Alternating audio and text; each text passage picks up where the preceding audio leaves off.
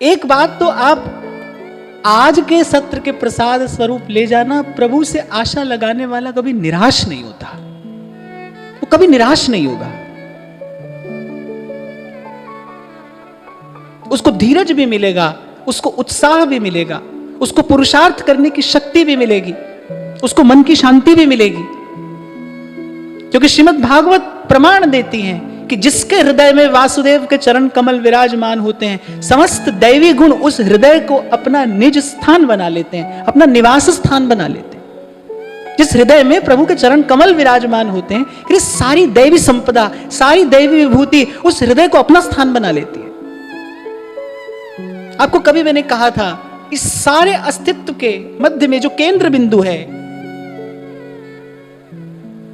ये सारा अस्तित्व, ये काल चक्र निरंतर गतिमान है, लेकिन जो उसका केंद्र बिंदु है वो कृष्ण है।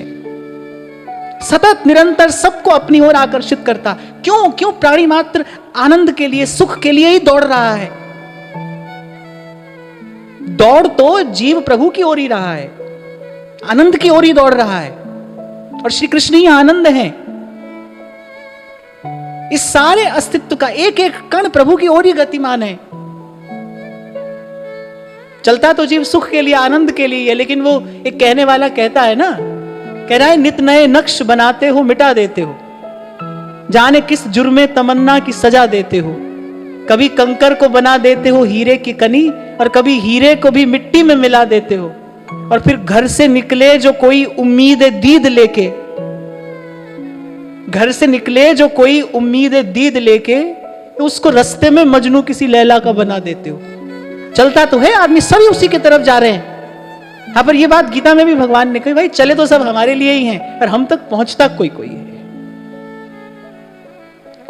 कोई पहुंचता है। मनुष्याणाम सहस्रेषु कश्चित् यतति सिद्धयः। कौन पहुंचता है? चलते तो बहुत हैं, पर यहां मैं एक बात आपको निवेदन करूं, चलते बहुत हैं, पर उस तक पहुंचता कौन है? जिसको सच्चा सद्गुरु मिलता है। ध्रुव जी चले, ध्रुव जी प्रभु को प्राप्त करने की कामना लेकर नहीं चले हैं। ध्रुव जी की कामना तो थी राजपद पाने की। अच्छा देखो, ये बड़ा सुंदर उदाहरण है, अगर आप इसको ध्यान से समझने का प्रयास करो, कि ध्रुव जी अपने मन में राज वैभव की कामना लेकर चले। प्रभु मिले, जब प्रभु का दर्शन किया, जब प्रभु ने ध्रुव जी के कपोल पर अपना शंख स्पर्श कराया, और ध्रुव जी को जब परम ज्ञान हुआ, तब ध्रुव जी को लगा कि अरे मैं कितनी क्षुद्र कामना के लिए निकल पड़ा था। वो राजपद की इच्छा वस्तुतः मेरा अज्ञान ही था। जब सत्य ज्ञान अनंत स्वरूप नारायण का दर्शन किया ध्रुव जी ने, तब ध्रुव जी को इस बात का बोध हुआ कि ये तो गलत वस्तु मांग बैठा मैं। पर फिर ठाकुर जी का ऐसा स्वभाव है, आपके मन में किंचित कोई कामना होगी तो पहले वो उसी को पूर्ण करेंगे। ठाकुर जी ने कहा कि ठीक है, अब तुम्हारे मन में, अब तुम्हारे हृदय में हमारी शुद्धा भक्ति का उदय हो गया है, पर आए तुम जिस कामना से थे, पहले तो उसी को पूर्ण करूंगा मैं। और भगवान ने कितने सहस्त्र वर्षों का ध्रुव जी को राज्य सुख भोगने का आदेश दिया।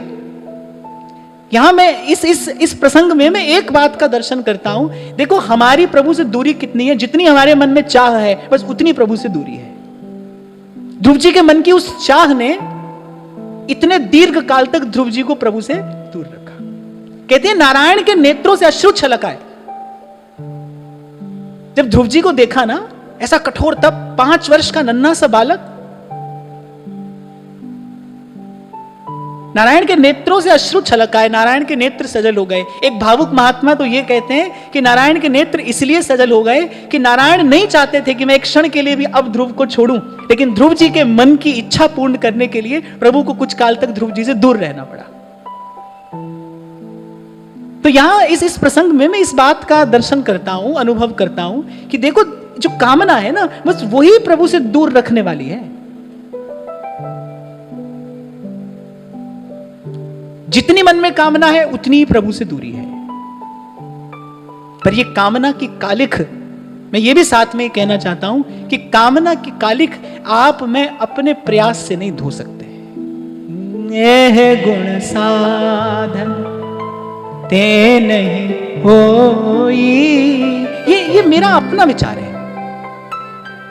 बड़े बड़े साधन सिद्ध महापुरुष भी यहां पर हैं, वो ऐसी बात कहते हैं कि अपने संकल्प से, अपने बल से, अपनी शक्ति से, अपने साधन से, अपनी सामर्थ्य से मनुष्य सब कुछ कर सकता है, प्रभु को भी पा सकता है। अब भाई उनके पास कोई ऐसा मार्ग होगा? मैं तो आपको अपनी बात बता रहा हूं। एह गुण साधन ते नहीं होई, तुम्हारी कृपा पा कोई कोई।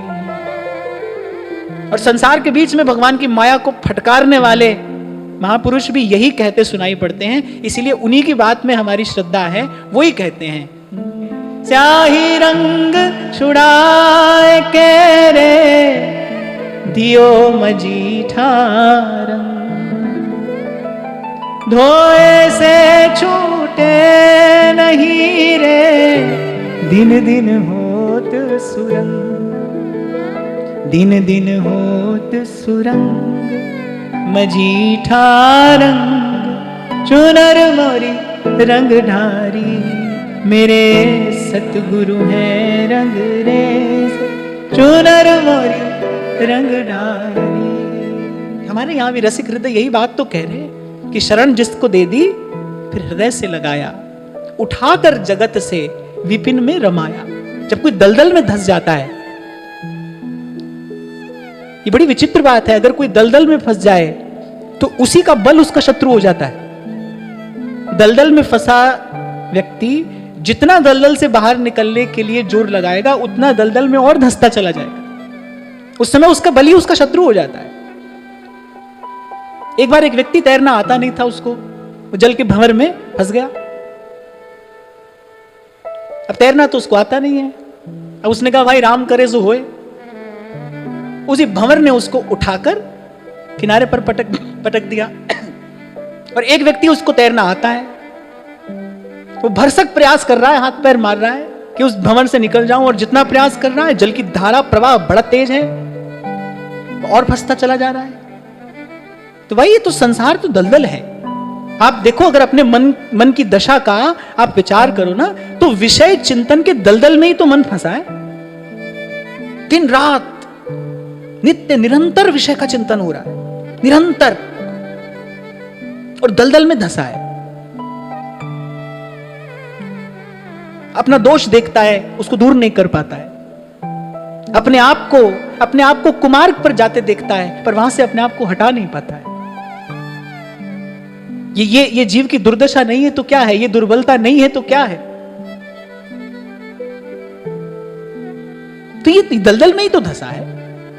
यहां तो भाई कोई समर्थ बाह पकड़ के निकाल ले तो जीव निकले। इसीलिए इन संतों ने कहा, मेरे सतगुरु हैं रंग रेज, चुनर मोरी रंग डारी, मेरे साहिब हैं रंग रेज, चुनर मोरी रंग डारी। तो अपनी समझ में तो भाई अब तक यही बात आई। देखा, थोड़ा विचार किया, थोड़ा चिंतन किया कि भाई श्रद्धा और विश्वास तो हम में है। हमारी श्रद्धा भी कहीं ना कहीं किसी सिद्धांत में तो है। हम भी अपना जीवन यापन करने के लिए किसी ना किसी पर तो विश्वास करते ही हैं। बस थोड़ी भूल हमसे ये हो रही है कि श्रद्धा विश्वास जहां निवेदन करने से हमारा कल्याण हो जाता, बस उस स्थान से अभी हम थोड़े दूर हैं। अरे पुराना सेवक हो जाए ना घर में, तो व्यक्ति अपना पूरा घर उसके भरोसे छोड़ के चल देता है। क्या है? विश्वास ही तो है। अपना डॉक्टर हो तो उस पर विश्वास होता है, अपना ड्राइवर हो तो उस पर विश्वास होता है। ये बात मैं आपको इसलिए कह रहा हूं कि बिना विश्वास के तो भाई जीवन दो पग आगे नहीं बढ़ सकता। कहीं ना कहीं तो श्रद्धा विश्वास है।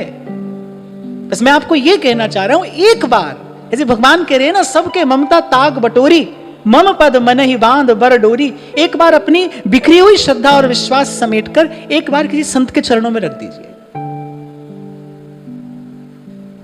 एक बात मैं आपको अपनी ओर से कहना चाहता हूं, सजग होइए, जागिए और देखिए कि मेरे जीवन में परिवर्तन आ रहा है कि नहीं आ रहा है। आपकी क्रिया का बहुत बड़ा महत्व नहीं है तब तक जब तक वो परिवर्तन लाने में समर्थ नहीं है। आप बदल रहे हैं कि नहीं बदल रहे। मैं तो परमहंस योगानंदा एक बड़ी अच्छी बात महाराज जी कहते थे। वो कहते थे कि जैसे एक घर में माता अपना कार्य करती है पिता अपना कार्य करता है। पिता का कार्य है कि भाई धन कमा कर लाना है, माता का कार्य है कि उस धन का घर चलाने में सदुपयोग करना है। तो पिता भी कहता है कि मैं घर चला रहा हूं, माता भी कह रही है कि मैं घर चला रही हूं। एक घर है, लेकिन दोनों अपने अपने हिस्से से चला रहे हैं, दोनों अपने अपने हिस्से का काम कर रहे हैं, और यही ठीक भी है, यही उचित भी है। ऐसे ही घर भी चलता है, ऐसी समाज भी चलता है, ऐसी राष्ट्र भी चलता है। जब प्रत्येक व्यक्ति अपने हिस्से का काम ईमानदारी से कर ले तो फिर देखो कहीं पे कोई क्लेश नहीं है, कहीं पे कोई झंझट नहीं है।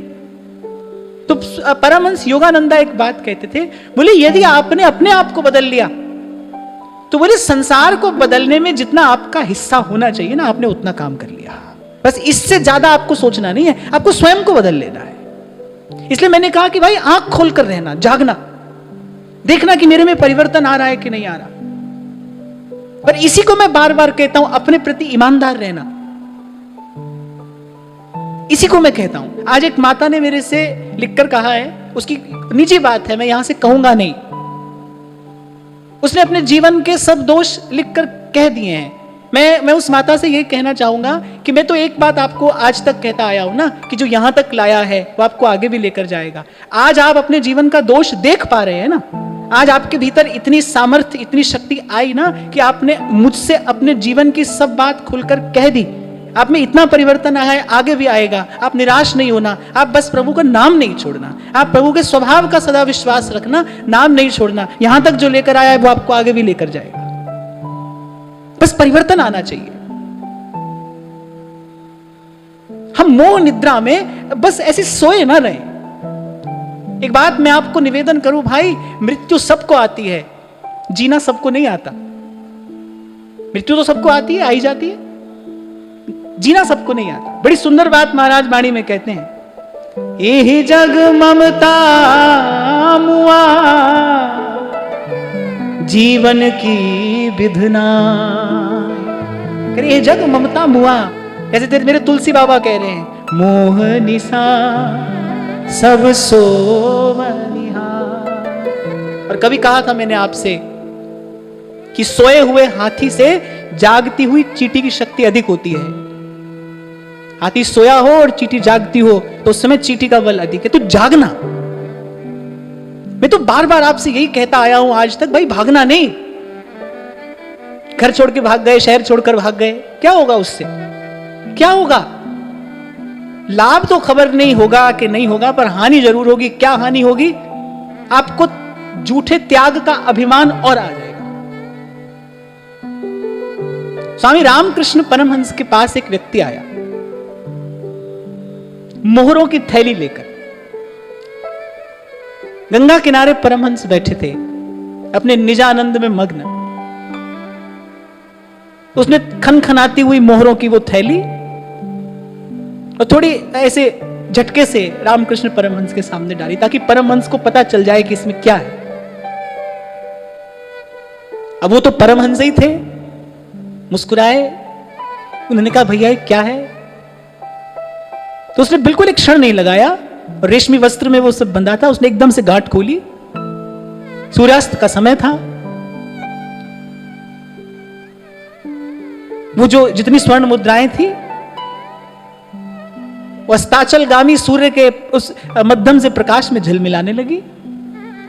रामकृष्ण परमहंस ने बड़े सौम्य स्वर में उसको उत्तर दिया कि भैया ये वस्तु हमारे काम की नहीं है, इसे कहीं और ले जाओ।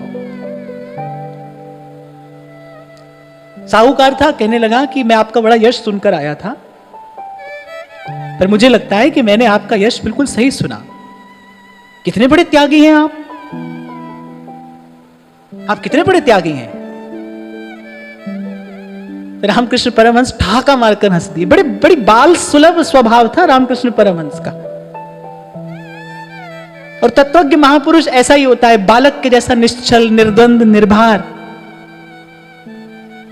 जहां बैठे बैठ गए तो खिलखिलाकर हंस पड़े जब उस व्यक्ति ने कहा ना, कितने बड़े त्यागी हैं आप। रामकृष्ण परमहंस कहने लगे, भैया मैं त्यागी हूं कि नहीं, पर तू बहुत बड़ा त्यागी है। और अगर मैं त्यागी हूं तो तू महात्यागी है, और अगर मैं महात्यागी हूं तो तू परम त्यागी है। अब वो व्यक्ति तो बड़ा चकरा गया, ये परमहंस क्या कह रहे हैं, हंस रहे हैं और कह रहे हैं कि भाई मैं कहां त्यागी हूं, त्यागी तो तू है। तो उसने कहा, भाई इस महापुरुष की बात में कोई बात तो है। बैठ गया। वो जिस तरीके से आया था, अब उसमें कुछ परिवर्तन था, वो बैठ गया, समेट दी उसने वो सारी मुद्राएं, और परमहंस से कहने लगा, मैं आपकी बात का रहस्य नहीं समझ पाया, मैं मर्म नहीं जान पाया आपकी बात का, क्या कहना चाहते हैं आप? रामकृष्ण परमहंस कहने लगे, भाई मैं तो भगवान को भोग रहा हूं, मैं तो यहां गंगा किनारे बैठा अपने निजानंद में मग्न, मैं तो उस परम सुख को भोग रहा हूं। तू उस परम सुख को भोग कर ये ठीकरे ढोता यहां से वहां और वहां से यहां डोल रहा है। त्याग किसने किया है जीवन में? मैं तो सार सत्य वस्तु का भोग कर रहा हूं। तू उस सार वस्तु का त्याग करके ये निस्सार वस्तु अपनी छाती पर धरे और यहां से वहां भटक रहा है, तो भाई बड़ी वस्तु का त्याग करने वाला ही तो त्यागी होता है। मैंने तो इस धन का त्याग किया है, अरे तू तो ईश्वर का त्याग किए बैठा है, मुझसे बड़ा त्यागी तू है। बोले मैं तो ये झूठे धन का त्याग किया है, मैंने क्या त्याग किया है? तभी तो मैं आपसे कहता हूं, अगर छोड़ दिया संसार का कुछ, तो भाई उसमें वो कोई त्याग थोड़ी है। किसी को मधुमेह का रोग हो जाए, डॉक्टर का मीठा नहीं खाना, तो वो ये कहेगा कि मैंने मीठे का त्याग कर दिया। भाई वो मीठा तो प्राण ले लेगा, मीठा नहीं छोड़ा है, दोष छोड़ा है। ऐसे संसार नहीं छोड़ा है भाई, हमने तो दोष छोड़ा है। जो अनुचित था उसका त्याग किया, उसके त्याग का अभिमान कैसा है? तो ये ऊपर की दौड़ भाग आप करोगे, कपड़े का रंग बदल लोगे, शहर बदल लोगे, यहां से वहां चले जाओगे, कुछ और छोटी मोटी बात बदल लोगे, आपको लगेगा कि बहुत बड़ा त्याग हमने भगवान के लिए कर दिया। अब देखते हैं भगवान मिलते हैं कि नहीं मिलते, अब देखेंगे भगवान मिलेंगे कि नहीं मिलेंगे।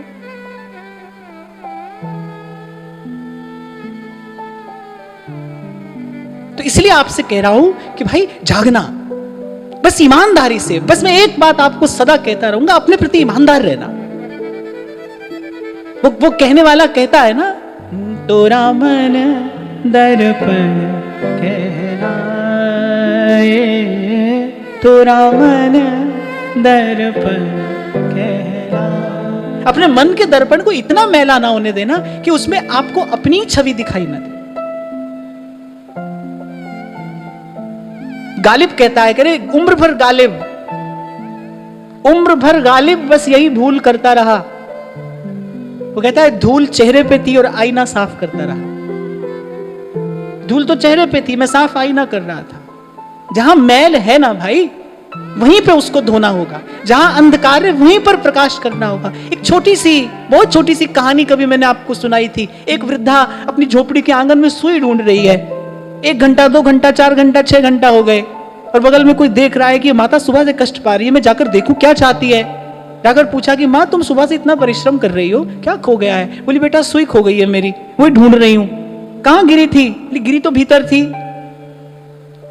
तो पूछने वाले ने कहा कि कैसी बात करती हो, भीतर गिरी थी तो बाहर कैसे मिलेगी? बोली भीतर अंधेरा है, क्या करूं? बाहर प्रकाश है तो सोचा बाहर ही खोज लूं। भीतर अंधेरा है, पर उस भय से भयभीत नहीं होना। राम नाम मणिदीप धर, जीव ने हरि द्वार, तुलसी भीतर बाहरों, जो चाह सब उजियार। प्रभु के नाम का दीपक जलाना, भीतर का अंधेरा दूर करना। और आज ये मैंने आपसे निवेदन किया, इस बात को स्मरण रखना, आपने स्वयं को बदल लिया, इस सृष्टि को बदलने में आपने अपना योगदान दे दिया। आपने बदल लिया, यदि अपने आप को बदल लिया। और मुझ में परिवर्तन आ रहा है, इसका लक्षण क्या है? कैसे पहचानोगे कि मुझ में परिवर्तन आ रहा है? जब अपना दोष दिखाई पड़ने लगे। यह परिवर्तन का आरंभ है, जब अपनी गलती आपको समझ आ जाए। सारा संसार आपको मनाए, आप नहीं मानोगे। आपका मन मान जाए ना, भाई मुझसे भूल हो रही है, आप देखना उसी दिन से सुधार शुरू हो जाएगा। जिस दिन ईमानदारी से आप मान जाओ, हाँ भाई मुझसे भूल हो रही है, जिस दिन दोष दिखाई पड़ने लगे, ये परिवर्तन का आरंभ है। और जिस दिन दोष असह्य हो जाए, कभी कभी ऐसा भी होता है दोष दिखाई पड़ता है पर हम इग्नोर करते हैं, देखते हैं हाँ भाई हम में ये गलती तो है। संसार में कितने लोग ऐसे होते हैं, गलत होता हुआ देखते हैं, कहते हैं कि हाँ ये ठीक नहीं हो रहा है, लेकिन उसको ठीक करने के लिए कोई चेष्टा नहीं करते हैं, उसको ठीक करने के लिए कोई प्रयास नहीं करते हैं। तो ऐसा भी होगा, अपना दोष दिखाई पड़ेगा लेकिन आप उसको अनदेखा करेंगे। बहुत समय तक आप यही चेष्टा करेंगे कि उसको अनदेखा करते रहे, दोष दिखाई पड़े ये परिवर्तन का आरंभ है, और जिस दिन दोष असह्य हो जाए, जिस दिन आपको लगे कि भाई नहीं, अब इसको उखाड़ कर फेंकना है, अब मैं इसके साथ नहीं जी सकता हूं, अब मुझे अपने जीवन को शुद्ध करना ही है। जब जब दीक्षा होती है ना, तो मैं यही प्रार्थना मैं भी करता हूं, और मैं दीक्षित व्यक्ति को भी यही कहता हूं कि आज से यही प्रार्थना करना, इसी के लिए प्रयास करना कि हमारा जीवन प्रभु के योग्य बने, हम प्रभु के किसी कार्य में निमित्त बन सके, माध्यम बन सके। यही जीवन की सफलता है, हमारा जीवन प्रभु के योग्य हो जाए। और बाकी तो आगे भाई, तुद पावे ता नाम जपावे, सुख तेरा दिता लिए, सुख तेरा दिता लिए। मैं तो कहीं से भी आरंभ करूं, पर घूम के आऊंगा तो यही भाई,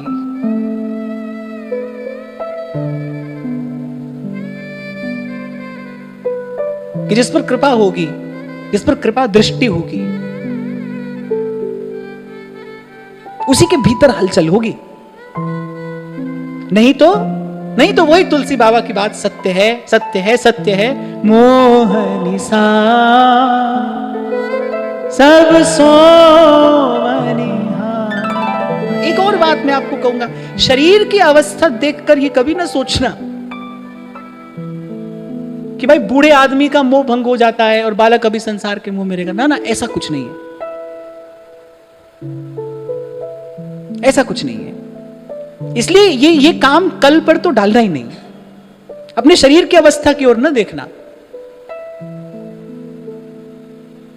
सदा कहता हूं ना मैं आपसे, शुभ मुहूर्त में कार्य करना चाहिए, और भजन करने का शुभ मुहूर्त क्या है? हाँ, आज नहीं, अभी। आज में तो अभी बहुत घंटे पड़े हैं, आज नहीं अभी, यहीं से आरंभ करना है। तो संत कहते हैं, हरि के चरण सदा सुखदाई, हरि के चरण सदा सुखदाई। कृपा करे जिस प्राणपति दाता, कृपा करे जिस प्राणपति दाता, सोई संत गुण गावे, सोई संत गुण गावे। और ऐसे ही पग पग पे महापुरुषों ने मील के पत्थर गाड़ रखे हैं। महापुरुषों के जो ये वचन है, ये ज्योति स्तंभ है, ये मार्ग पे जलते हुए दीपक हैं। इसलिए आपको निवेदन कर रहा हूं कि कहीं से भी मैं कुछ कहूं, पर उसके मूल में कृपा ही है। और मैं तो कहता हूं, यहीं से अपनी यात्रा का मंगलाचरण करना। कृपा जल दे नानक सारंग को, हुए जाते तेरे नाम पासा, मुहे आए प्यासा तेरे नाए वासा। अभी मैं आपको जिन व्यक्ति की बात सुना रहा था ना, कहिए अरे मैं ही ईश्वर हूं। आप लोगों की बात हमको समझ में नहीं आती, कृपा कृपा कृपा, अरे मैं ही ईश्वर हूं। प्रभु से कृपा की याचना दुर्बलता नहीं, बुद्धिमत्ता है। बुद्धिमत्ता। मूर्ख कौन होता है? जो कुछ नहीं जानता वो मूर्ख नहीं होता है। जानता तो कुछ नहीं है, उसको लगता है मैं सब जानता हूं, वो मूर्ख होता है। उसको कोई नहीं समझा सकता है। बुद्धिमान कौन होता है?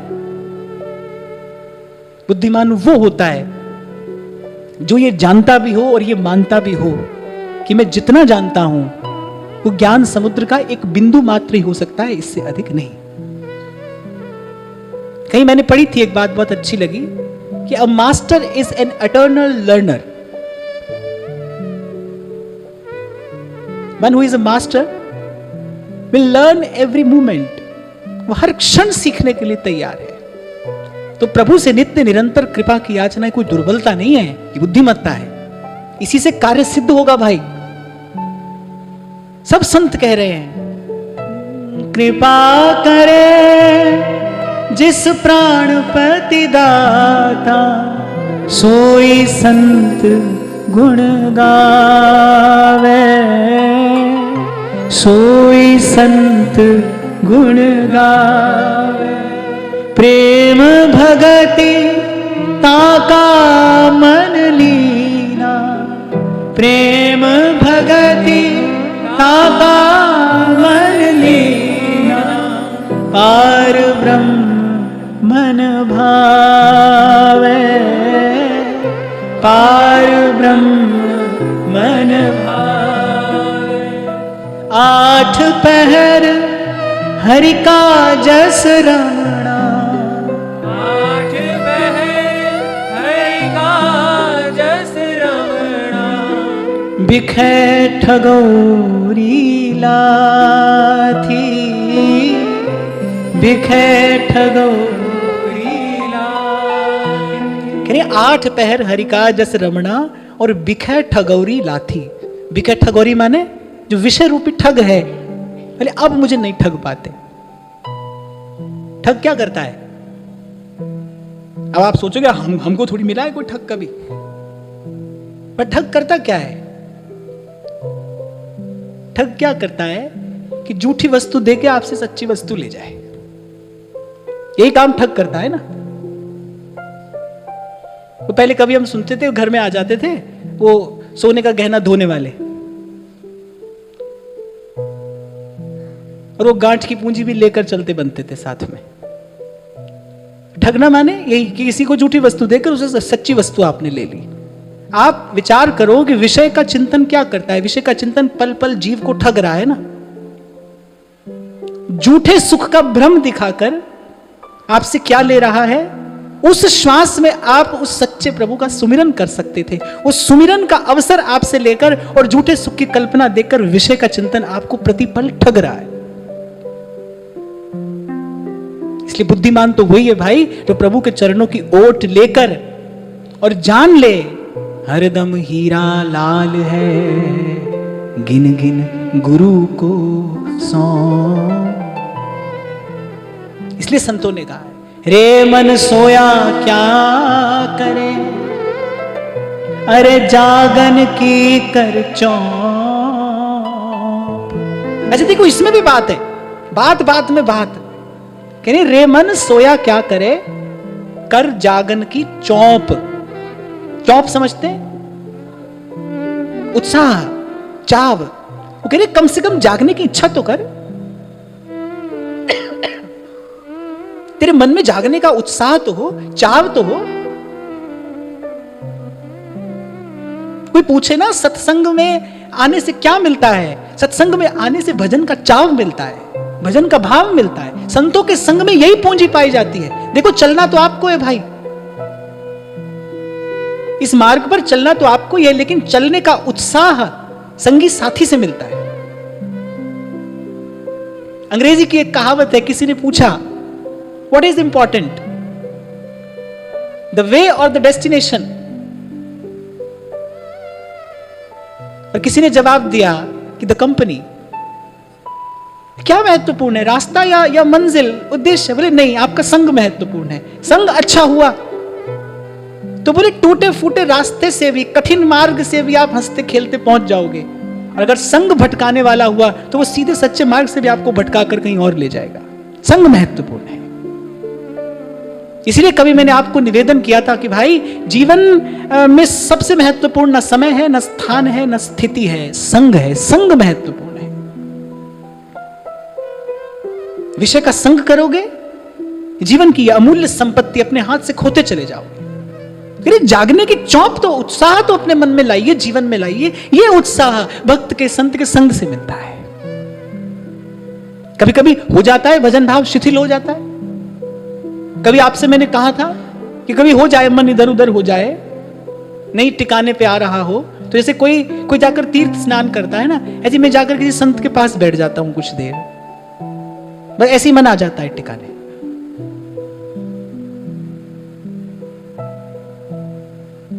तो यहां गुरुजन कह रहे हैं, 8 पहर हरि का जस रमणा। कह रहे प्रभु की कृपा का लक्षण बता रहे हैं।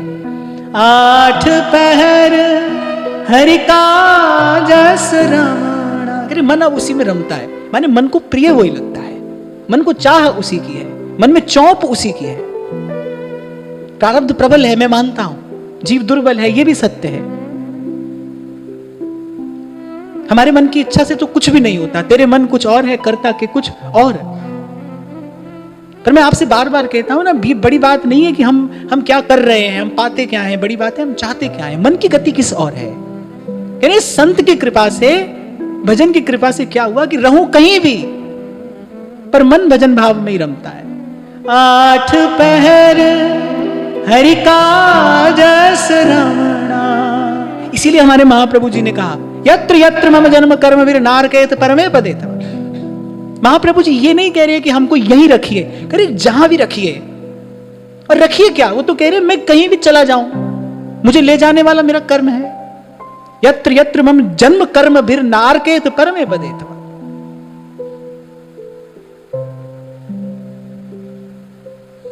बाबा फरीद कहते हैं यार याद रहे हरदम, बस। प्रभु की प्रेमा भक्ति में यही एक विधि है। और सब जगह तो अनेक अनेक प्रकार के विधि निषेध है ना, पर जब बात प्रेम लक्षणा भक्ति की हो, रागानुगा भक्ति की हो, प्रेमा भक्ति की बात हो, वे एक ही विधि है, एक ही विधि है। सोवत जागत रटू निरंतर राधा राधा। तो करिए 8 पहर हरि का जस रमणा और बिखर ठगौरी लाथी। बोले अब ये विषय मुझे नहीं ठगते। कहने का तात्पर्य क्या है कि अंतःकरण शुद्ध हो गया है, अब विषय का चिंतन नहीं होता। कहा था मैंने कभी आपसे, विषय के सेवन से भयावह विषय का चिंतन है। इसी को दलदल कह रहा था मैं, इसी दलदल में धसा है मन, विषय चिंतन के दलदल में धसा है, नहीं निकलता, नहीं निकल पाता। कोई समर्थ चाहिए, और उसी समर्थ की बलिहारी लेते हुए कबीर कह रहे हैं, सदगुरु मेरा सूरमा करे सबद की चोट। गुरु अपने शब्द से निकालता है, विषय चिंतन रूपी दलदल से गुरु का शब्द निकालता है, शब्द निकाल लेता है। मुझसे कोई पूछे इस सारे अस्तित्व में गुरु के शब्द से शक्तिशाली और कुछ भी नहीं है, कुछ नहीं है, गुरु का शब्द है। एक छोटी सी कथा मुझे स्मरण आ गई। एक चोर था, नामी चोर।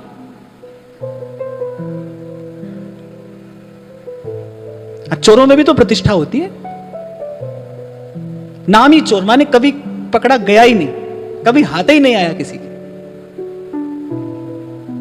ऐसी कृपा हुई, किसी दिन सत्संग में पहुंच गया, संत अच्छे लगे, जाने लगा। एक दिन चरणों में जाकर बैठ गया, सारी बात कह दी और कहा कि आप मुझे अपनी शरण में लीजिए। अब संत भी सच्चे संत थे। संत ने ना तो ये कहा कि तुझे चोरी करना छोड़ना पड़ेगा, संत ने ना उसको नरक का भय दिखाया ना कुछ। संत ने कहा ठीक है, मैं तुझे भगवान नाम सुनाऊंगा, 4 बात मेरी माननी पड़ेगी। जी महाराज। पहले एक तो कभी किसी गरीब के घर चोरी नहीं करना, पहली बात। दूसरी बात, झूठ नहीं बोलना। चोरी करना लेकिन झूठ नहीं बोलना। तीसरी बात, बोले जिसका नमक खाओ उसकी चोरी नहीं करना। और चौथी बात यह कि तुम्हारे किए का दंड देखना कभी किसी और को ना मिले। संत ने ये तो कहा ही नहीं चोरी नहीं करना, 4 बात कह दी। अब संस्कारी जीव रहा होगा, उसने गुरु चरणों पे हाथ रखकर कहा कि जो आज्ञा महाराज। संत ने नाम सुना दिया। अब थोड़ा बहुत भजन भी करने लगा, सत्संग भी करने लगा। चोरी तो स्वभाव में थी। अब मन हुआ कि चलो चले आज। गुरुजी की सबसे पहली बात याद आई। पहली बात, गरीब के घर चोरी नहीं करना। बोले गरीब के घर नहीं जाना है तो अब कौन गरीब अमीर के झंझट में पड़े। बोले चलो आज राजा के घर चोरी करते हैं। गरीब के घर नहीं जाना है तो राजा के घर चलते हैं। बढ़िया सुंदर कीमती पोशाक पहनी, पहुंच गया महल में। दरबार ने पूछा कौन? अब दूसरी बात याद आ गई। गुरुजी ने कहा झूठ नहीं बोलना। अब उसने कहा झूठ तो बोल नहीं सकते। दरबार ने पूछा कौन? उसने कहा चोर। अब दरबार ने कहा कि चोर थोड़ी खुद को चोर कहता है, बोले ऐसी कोई मित्र संबंधी होगा। मैंने कहा आप जाइए महाराज जाइए। पहुंच गया भीतर, अब समेट लिया सब माल उसने। भूख लग आई, थाल सजा हुआ रखा था। उसने कहा चलो कुछ खा लें। अब खाया तो तीसरी बात याद आ गई कि भाई जिसका नमक खा उसकी चोरी नहीं करनी। अब राजा का नमक खा लिया तो चोरी कैसे करें? अब वो बना बंधाया सामान छोड़कर लौट गया। और जब राजा की आंख खुली तो राजा ने देखा कि सब कीमती सामान बंधा है, गठरी बांधकर, फिर कोई यहीं क्यों छोड़कर चला गया? पर ये सुरक्षा में तो बहुत बड़ी सेंध थी ना, सामान तो कोई नहीं लेकर गया। पर राजा को लगा कि महल के भीतर तक तो कोई आ गया। तो राजा ने कहा कि शहर के जितने चोर हैं सबको बुला कर लाओ। अब सब पकड़ लिए गए। अब राजा ने कहा कि इन सबको ले जाओ और डाल दो कारागार में। उसके कान में खबर पड़ी। गुरुजी ने चौथी बात क्या कही थी कि भाई तुम्हारे किए का दंड कभी किसी दूसरे को नहीं मिलना चाहिए। दौड़ कर गया, राजा के सामने उपस्थित हो गया। बोले सब काम हमारा है। राजा ने सारी कथा पूछी, उसने सारी कथा जो कि त्यों सुना दी। ऐसे ऐसे हमारे गुरुजी ने 4 आज्ञा हमको दी थी और ये सब कार्य हमने किया। राजा अपने सिंहासन से उठा। राजा ने कहा भाई सदुपदेश देने वाले गुरु तो हमने बहुत देखे हैं, लेकिन गुरु का शब्द जो का त्यों अपने जीवन में उतार देने वाला चेला हम पहली बार देख रहे हैं। बोले ऐसा शिष्य हमने पहली बार देखा है। राजा ने कहा कि निश्चित रूप से तेरा गुरु भी गुरु ही होगा, जिसने तेरे जैसे व्यक्ति के भीतर इतना बड़ा परिवर्तन उपस्थित कर दिया, तो तेरा गुरु भी गुरु ही होगा। पर राजा ने कहा कि भाई तेरा गुरु तो तेरा गुरु है, पर आज से मेरा गुरु तू है, मैं तुझे अपना गुरु मानता हूं। राजा ने बैठा लिया सिंहासन पर। अब गुरु की बात मानने से क्या हुआ है कि गुरुजी तो चोर के गुरु बने, चोर राजा का गुरु बन रहा है। ऐसे नहीं कहा है संतों ने कि पारस में और संत में बड़ो अंतरो जान, वो लोहा कंचन करे ये कर दे आप समान। गुरु का शब्द न मेटे कोई, कह नानक नानक हरि सो। इसलिए पहले दिन से मैं आपको कहता हूं कुछ ऐसा करो कि आपको आपके गुरु के संकल्प में थोड़ा स्थान मिले। किसी दिन संत मौज में आकर आपको कुछ कह दे। शिष्य को मंत्र से सिद्धि नहीं मिलती है भाई, शिष्य को सिद्धि गुरु की कृपा से मिलती है, उसके आशीर्वाद से मिलती है, गुरु के बल से मिलती है। संकल्प तो गुरु का ही सफल होता है, शिष्य का नहीं। शिष्य का संकल्प क्या हो? शिष्य का संकल्प तो केवल इतना हो कि मुझे मेरे गुरु के संकल्प में थोड़ा स्थान मिल जाए। कभी कभी मेरे कल्याण के लिए कोई तरंग मेरे गुरु के मन में उमड़ आए। शिष्य का संकल्प, पवित्र संकल्प तो ये होना चाहिए। तो मैं तो आपको ये निवेदन कर रहा था, इस सारे अस्तित्व में गुरु के शब्द से शक्तिशाली और कोई नहीं। विषय की दलदल से जीव को गुरु का शब्द निकाल लेता है। मैं बार बार आपसे कहता हूं ना भाई, शिष्य तो गुरु के शब्द की कमाई करता है, शब्द की कमाई करता है।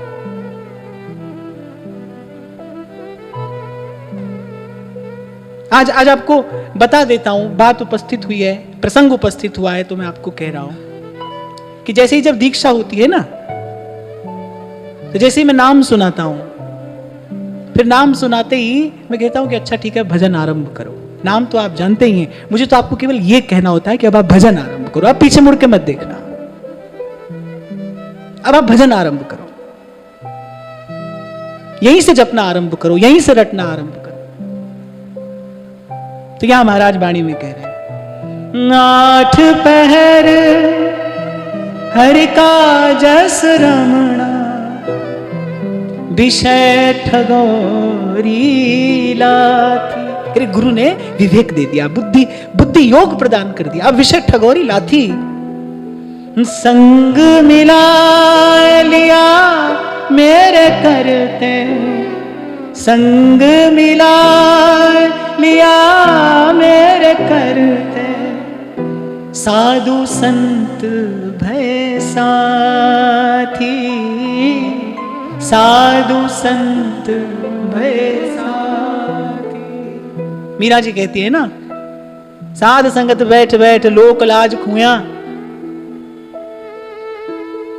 साध संगत बैठ बैठ लोक लाज खोई, और आंसुअन जल सींच सींच प्रेम बेली बोई। यानी अब साध संत भय साथी, जन के चरण बसे मेरे संग पुनीता देही, जन की धूर देहु कृपा, नानक के सुख एही, नानक के सुख कर गहलीन है। अरे ऐसे गुरु ने अपने शब्द से, अपनी वाणी से मुझे विषय के दलदल से मानो हाथ देकर निकाला। कर गहलीन है सर्वस दीन है, आप ही आप मिलाया। अरे आप ही आप मिलाया, आप ही आप मिलाया। फिर अपनी अपनी कृपा से अपना अनुभव कराया, अपनी कृपा से अपना दर्शन कराया। आप ही आप मिलाया, कर गहलीने सर्वस दीन है, कर गहलीने सर्वस दीन है, आप ही आप मिलाया। आप ही आप मिलाया। कह नानक सरब थोक पूरन, कह नानक सरब थोक पूरन, पूरा सतगुरु पाया, पूरा सतगुरु पाया, पूरा सतगुरु पाया, पूरा सतगुरु पाया। हरि के चरण सदा सुखदाई, हरि के चरण सदा सुखदाई, हरि के चरण सदा सुखदाई, हरि के चरण सदा सुखदाई। सार स्वरूप आज मुझे इतनी बात कहनी है कि पहले अपना अपना अपना दोष दिखे और आगे बढ़े हम, कि वो दोष जब तक दूर ना हो जाए तब तक हमें चैन ना पड़े। और इसके मूल में हमारा लक्ष्य क्या हो, हमारा उद्देश्य क्या हो, ये पुरुषार्थ हम क्यों करें, ये परिश्रम हम क्यों करें, कि भाई इस जीवन को सुंदर सुघर करके श्री जी के चरणों में निवेदन करना है। मैं पुनः आपको कहूंगा भाई, जिस दिन आपका लक्ष्य पवित्र हो जाएगा, प्रकृति का एक एक कण आपका सहाय हो जाएगा, एक एक कण आपकी सहायता करेगा जिस दिन आपका लक्ष्य पवित्र हो जाएगा। और पवित्र लक्ष्य क्या है? पवित्र लक्ष्य यही है कि मेरा जीवन प्रभु के योग्य बने। मुझे बहुत अच्छी लगी ये बात कि आपने स्वयं को बदल लिया, आपने विश्व को बदलने में जितना आपका योगदान था आपने दे दिया। एक जलता हुआ दीपक करोड़ों के लिए संभावना है भाई। और मैं तो अपनी ओर से आपको निवेदन करूं, मैं आपसे बार बार कहता हूं, सेवा करो, सेवा करो, सेवा करो, तन से, मन से, भाव से, जैसे बन पड़े वैसे सेवा करो। पर मैं आपको एक और बात कहूंगा, आत्म कल्याण करके ही आप सृष्टि की सच्ची सेवा कर सकते हो, अपना कल्याण करके। इस बुझे हुए दीपक को जलाइए, आपके संग संयोग से कोई बुझा दीपक जलेगा। आपका जीवन किसी के लिए प्रेरणा बने, आपको देखकर किसी के मन में, किसी के जीवन में भजन के लिए उत्साह आए, आपका बल, आपकी शक्ति देखकर कोई धीरज धारण कर सके। ऐसा आपका जीवन बने। ये प्रभु की सच्ची सेवा है, ये सृष्टि की सच्ची सेवा। तेरे जन के हित लगे तन मन धन सब ठाट, और साथ ही साथ आत्मा तुझ में ही रमे।